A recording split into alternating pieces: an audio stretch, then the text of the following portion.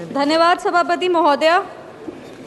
सबसे पहले बिहार की बेटी होने के नाते हम आपको और इस पूरे सदन को बिहार की अकल्पनीय और ऐतिहासिक जीत की बधाई देते हैं। बिहार ने पूरे देश में ये स्थापित कर दिया है कि झूठ और नफरत की राजनीति पर विकास की राजनीति हमेशा भारी पड़ती है। सभापति महोदया, आज का जो विषय है वो बिहार के भविष्य से जुड़ा हुआ है। नीति आयोग ने अटल इनोवेशन मिशन के तहत पूरे देश में 10,000 अटल टिंकरिंग लैब्स बना करके शिक्षा के केंद्र में एक नई क्रांति लाने का आह्वान किया है। इसमें जो सबसे सराहनीय पहल है वो ये है कि 5,692 जो अटल टिंकरिंग लैब्स है वो ग्रामीण क्षेत्र में है। और एक महिला जनप्रतिनिधि होने के नाते हम हमारी वित्त मंत्री श्री निर्मला सीतारमण जी का हार्दिक आभार व्यक्त करेंगे कि 2025-26 के बजट में उन्होंने 50,000 ऐसे और अटल टिंकरिंग लैब्स खोलने की घोषणा की है। आपके संज्ञान में लाना चाहेंगे महोदया कि बिहार जो ज्ञान की धरती है वो अभी भी इस विषय में कहीं ना कहीं पिछड़ रही है। आंकड़ों के हिसाब से बिहार में बस 97 लैब्स हैं, जो वहां के विशाल छात्र आबादी के लिए अन्याय है। वहां के जितने भी सरकारी स्कूल के बच्चे हैं महोदया, उनके आंखों में सपने तो हैं पर संसाधन नहीं है। मेरी ये मांग है कि समस्तीपुर लोकसभा, जो आप कह सकते हैं कि बाढ़ प्रभावित भी है और अधिकतर वहां की जो आबादी है वो ग्रामीण है, ऐसे में समस्तीपुर लोकसभा के हर प्रखंड में एक अटल टिंकरिंग लैब का निर्माण हो, ताकि वहां के जो गरीब बच्चे हैं, वंचित बच्चे हैं और ग्रामीण क्षेत्र के बच्चे हैं, उनको भी इनोवेशन और टेक्नोलॉजी में आगे बढ़ने का सामान्य अधिकार मिले। बहुत बहुत धन्यवाद। जय हिंद, जय बिहार। माननीय सदस्य डॉक्टर शिवाजी बड़ाप्पा जी।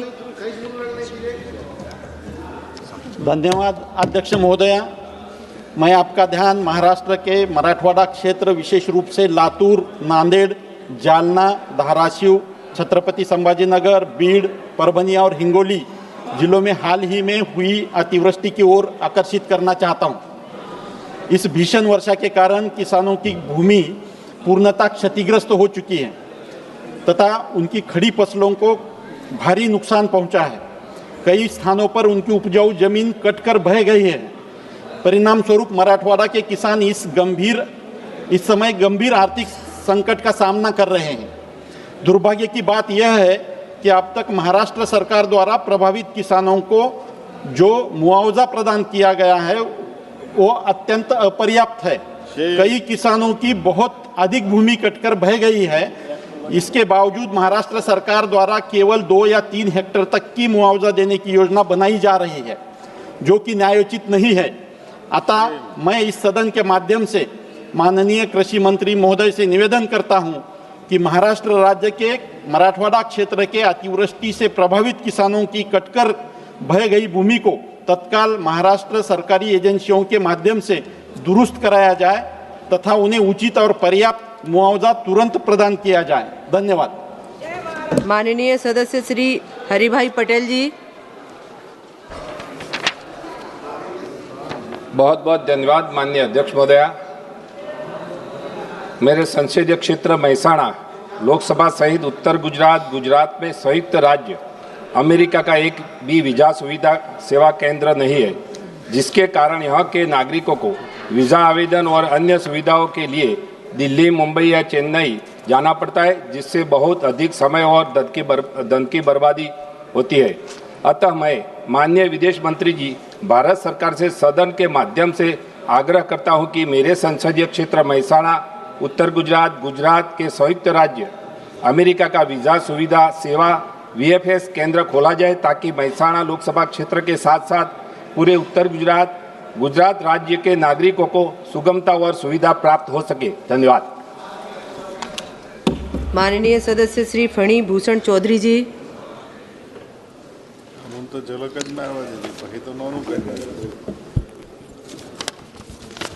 मैडम स्पीकर, मैं छटा जनगोष्ठीय जी जनजातिकৰণৰ दाबी 70 দশকৰ পৰা কৰি আহিছে সেই বিষয়ে মই কিছু কথা ক'ব বিচাৰিছোঁ যে মই প্ৰথমতেই মোদী চৰকাৰক মই ধন্যবাদ জ্ঞাপন কৰিব লাগিব এই কাৰণেই যে বৰ্তমানৰ চৰকাৰখনে এই 6টা জনগোষ্ঠীক এছটিকৰণ কৰাৰ ক্ষেত্ৰত কিছু পদক্ষেপ গ্ৰহণ কৰিছে। ইয়াৰ পূৰ্বেও 2004 চনত 2005 চনত অসম বিধানসভাত এই 6টা জনগোষ্ঠীক জনজাতিকৰণ কৰিব লাগে বুলি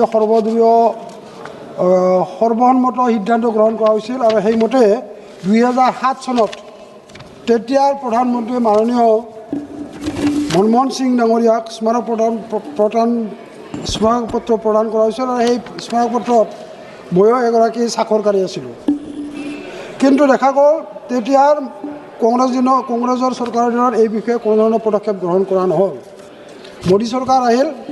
মোদী চৰকাৰ অহাৰ পিছত আমি দেখিবলৈ পাইছোঁ যে এই 6টা জনগোষ্ঠীক এছটিকৰণ কৰাৰ ক্ষেত্ৰত পদক্ষেপ গ্ৰহণ কৰিছে আৰু সেই অনুসৰি 2016 চনত MK Singla special internal security ministry of home এফেয়াৰ্ছৰ নেতৃত্বত এখন হাই পাৱাৰ কমিটি গঠন কৰিছিল। এই হাই পাৱাৰ কমিটিখনৰ ৰিকমেণ্ডেশ্যন অনুসৰিয়েই অসমত এখন গ্ৰুপ অফ মিনিষ্টাৰ্ছৰ এখন কমিটি গঠন কৰা হৈছিল আৰু এই গ্ৰুপ অফ মিনিষ্টাৰ্ছক তেওঁলোকে এই হাই পাৱাৰ কমিটিখনে গভৰ্ণমেণ্ট অফ আছামক নেচেচাৰী একশ্যন ল'বৰ কাৰণে to determine the quantum of reservation of 6 communities, the quantum of reservation for OBCs and measures to safeguard the interest of existing tribes of Assam. এনেধৰণে তেওঁলোকে মন্ত্ৰীগোটৰ এখন committee বনাই তাত এই বিষয়ে মন্তব্য দিবৰ কাৰণে কমেণ্ট দিবৰ কাৰণে তেওঁলোকে পৰামৰ্শ আগবঢ়াইছিল। সেইমতে এখন অসম চৰকাৰে মন্ত্ৰীগোটৰ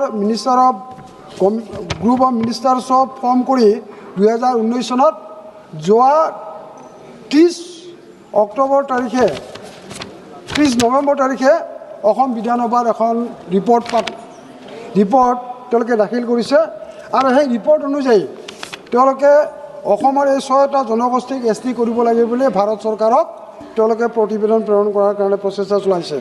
এতিয়া আমাৰ কথা হৈছে যে এই 6টা জনগোষ্ঠী এছটিকৰণৰ দাবী উত্থাপন কৰি আছে, এই গ্ৰুপ অফ মিনিষ্টাৰ্ছে বা অসম চৰকাৰে যি প্ৰতিবেদন কেন্দ্ৰীয় চৰকাৰক দাখিল কৰিব, এই কেন্দ্ৰীয় চৰকাৰে এই বিষয়টো অধিক গুৰুত্ব সহকাৰে লৈ যাতে অতি সোনকালে এই 6টা জনগোষ্ঠী যে এছটিকৰণ কৰাৰ ব্যৱস্থাটো গ্ৰহণ কৰে তাৰ কাৰণে আমি অসমবাসী এই 6টা জনগোষ্ঠীৰ ৰাইজে আমি আশা কৰিছোঁ আৰু আমি আশা ৰাখিছোঁ যেনেধৰণে 2019 চনত এই মোদী চৰকাৰে এই 6টা জনগোষ্ঠীক এছটিকৰণ কৰাৰ ক্ষেত্ৰত ৰাজ্যপাত বিল উত্থাপন কৰিছিল। অহা বাজেট অধিৱেশনত এই 6টা জনগোষ্ঠীক এছটিকৰণ কৰাৰ ক্ষেত্ৰত বিল উত্থাপন কৰি যাতে এই 6টা জনগোষ্ঠীক এছটিকৰণ কৰাৰ প্ৰক্ৰিয়া এইখন চৰকাৰে মোদী চৰকাৰে সম্পূৰ্ণ কৰে, তাৰ কাৰণে মোদী চৰকাৰৰ প্ৰতি আমাৰ অসমত থকা 6টা জনগোষ্ঠীৰ জনসাধাৰণৰ তেওঁৰ প্ৰতি আমাৰ এপিল আৰু আশা কৰোঁ এই বিষয়ে বৰ্তমানে মোদী চৰকাৰখনে ব্যৱস্থা গ্ৰহণ কৰি এই 6টা জনগোষ্ঠীক সকাহ দিব। ধন্যবাদ। मैं आपके माध्यम से बिहार के किसानों और धान खरीद समितियां की समस्या के बारे में बहुत ही महत्वपूर्ण विषय को सरकार के समझ लाना चाहता हूं। केंद्र सरकार ने खाद्य एवं सार्वजनिक वितरण प्रणाली मंत्रालय के नियमों के अनुरूप बिहार सरकार वहां के निबंधित समितियां के माध्यम से धान की खरीद और उसे उसना और अरबा चावल के रूप में परिवर्तित करने की प्रक्रिया में धान खरीद समितियों को काफ़ी नुकसान हो रहा है। केंद्र सरकार ने वर्ष 2011-12 में जो नियम बनाया है वह आज भी लगभग 14 वर्षों से पालन करते हुए 2.5% कमीशन समितियों को भुगतान किया जाता है, जो कि MSP पर निर्धारित है। अब 14 वर्षों में केंद्र सरकार MSP के प्रति में वर्ष निर्धारित करती है, किंतु कमीशन धान खरीद समितियों को 11-12 के एमएसपी पर ही 2.5% भुगतान हो रहा है। इसके कारण समितियों को काफ़ी नुकसान हो रहा है। मैं माननीय मंत्री जी से आग्रह करता हूं कि बिहार के धान खरीद करने वाले निबंधित समितियों को प्रति वर्ष के निर्धारित एमएसपी दर का 2.5% कमीशन का भुगतान करने का आदेश दें।